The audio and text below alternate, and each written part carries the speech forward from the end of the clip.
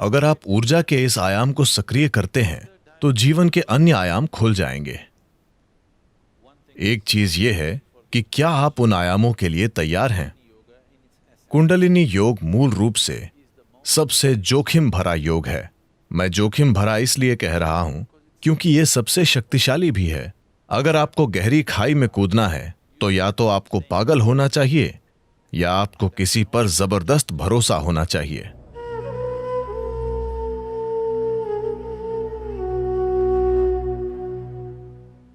तो कुंडलिनी क्या है? अभी मैं बोल रहा हूं, यह कुंडलिनी है। आप सतर्क हैं और सुन रहे हैं। अगर आप सतर्क होकर सुन रहे हैं, यह कुंडलिनी है। एक फूल खिल रहा है, वो कुंडलिनी है। एक कुत्ता भौंक रहा है, वो भी कुंडलिनी है। या दूसरे शब्दों में, अस्तित्व की मौलिक जीवन शक्ति को हम कुंडलिनी कहते हैं।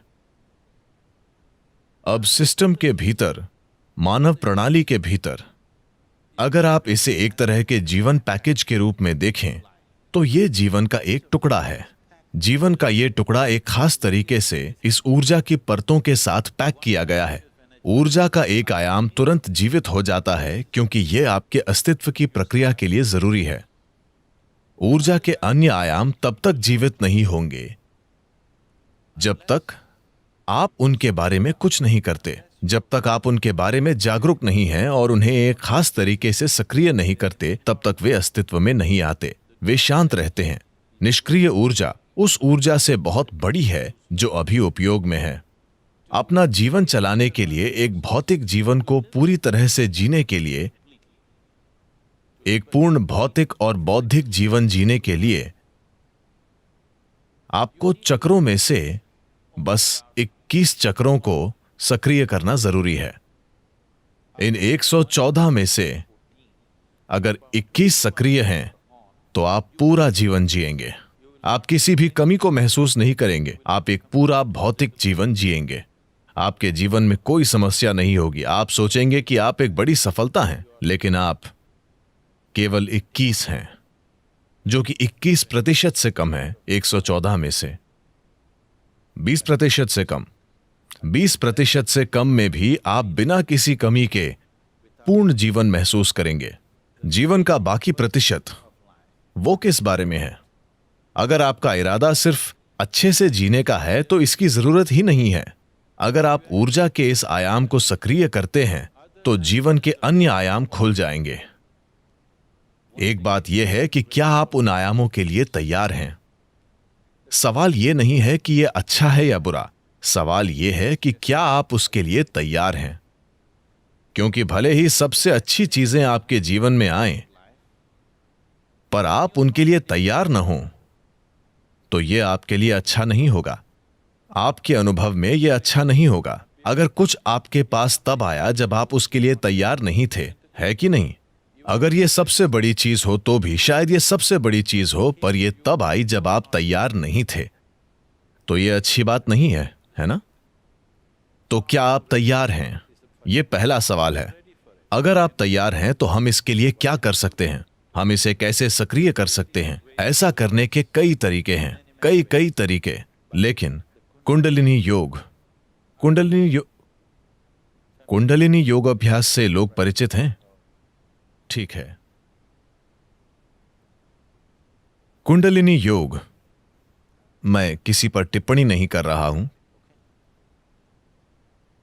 कुंडलिनी योग मूल रूप से सबसे जोखिम भरा योग है।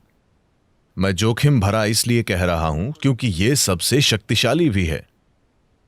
सबसे शक्तिशाली हमेशा सबसे खतरनाक भी होता है, अगर गलत तरीके से किया जाए तो। अभी दुनिया में कई प्रकार की ऊर्जाएं हैं। बिजली को भी कई अलग अलग तरीकों से पैदा किया जा रहा है। एक तरीका है कि हम इसे परमाणु रिएक्टरों के माध्यम से करते हैं। यह ऊर्जा उत्पादन का सबसे कारगर तरीका है जिसे हम अभी जानते हैं, लेकिन यह सबसे खतरनाक तरीका भी है ना? जब चीजें गलत हो जाती हैं तो वे गंभीरता से गलत हो जाती हैं। जब चीजें सही होती हैं तो ये दुनिया में ऊर्जा का उत्पादन करने का वाकई सबसे आसान और अच्छा तरीका है, परमाणु ऊर्जा। लेकिन जब ये खराब हो जाता है तो ये वास्तव में इस तरह खराब हो जाता है कि आप इसे ठीक नहीं कर सकते।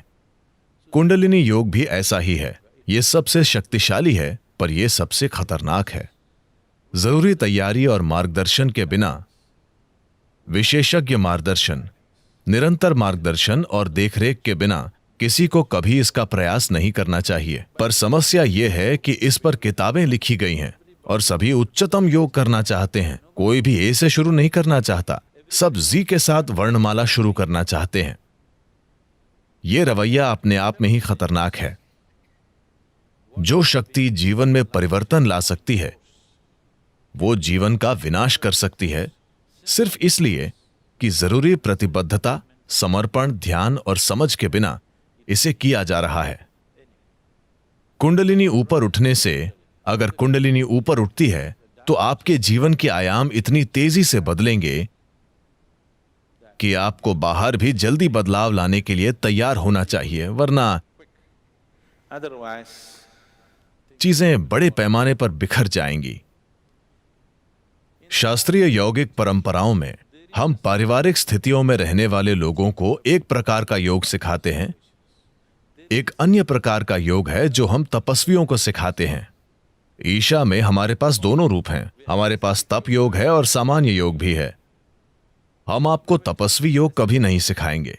यह योग का सबसे शक्तिशाली तरीका है, लेकिन इसमें अनुशासन और फोकस की जरूरत होगी जो आप अपने सामान्य जीवन में नहीं कर पाएंगे। अगर आप उस तरह का योग करते हैं तो यह आपके बाहरी जीवन को तुरंत तोड़ फोड़ देगा। अब यह योग आपके जीवन में जोड़ तोड़ करने के लिए नहीं बनाया गया है, यह आपके जीवन को बेहतर बनाने के लिए बनाया गया है। जब जीवन बेहतर होता है, जब चीजें बेहतर होती हैं, आप अधिक पैसा कमाते हैं, आपका बिजनेस बेहतर हो रहा है, आपका पेशा बेहतर हो रहा है, आमतौर पर दुर्भाग्य से परम की तलाश करने की आपकी लालसा धीमी हो जाती है। हाँ, तो वास्तविक अर्थों में यह तरीका अच्छा नहीं है, पर यह आज की दुनिया में काम करने का एकमात्र तरीका है, और यह एकमात्र तरीका है जो अधिकांश लोगों के लिए कारगर होता है। बहुत कम लोगों के लिए हम इसे अन्य तरीकों से कर सकते हैं। हम इन सभी चीजों को दरकिनार कर सकते हैं और बस बहुत ही शक्तिशाली तरीके से काम कर सकते हैं, पर यह उनके आसपास के सभी सामाजिक ढांचों को खत्म कर देगा जो हर किसी के लिए अच्छा नहीं है। तो ये विभिन्न आयाम हैं। अगर कुंडलिनी योग का अभ्यास करना है तो आपको एक निश्चित प्रकार के वातावरण में होना चाहिए।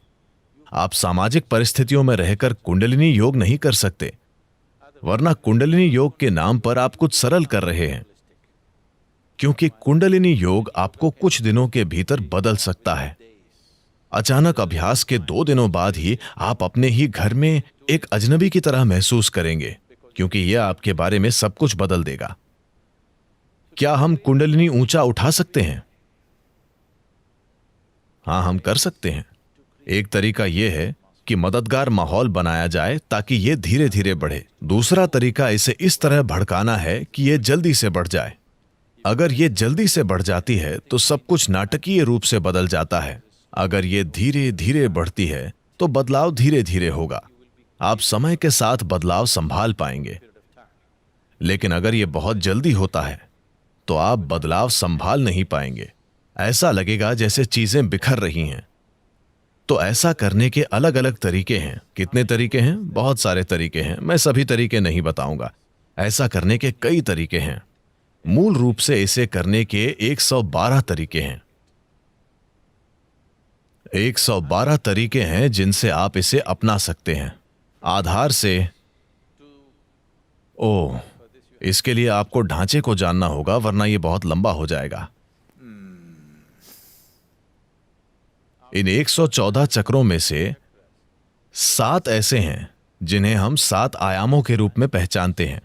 इनमें से 6 शरीर के भीतर हैं, एक भौतिक शरीर के बाहर है।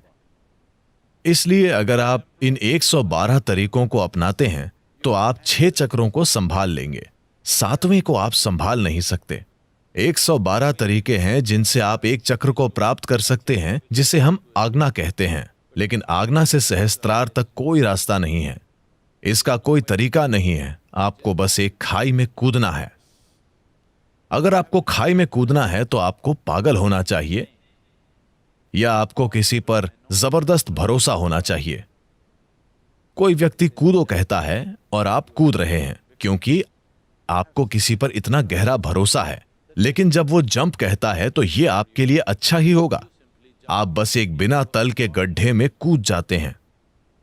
तो मूलाधार से आज्ञा तक की यात्रा, वहां पहुंचने के 112 रास्ते हैं, पर वहां से वहां तक कोई रास्ता नहीं है। यह सिर्फ एक छलांग है। वो विश्वास में, भक्ति में या पागलपन में हो सकता है। चुनना आपको है।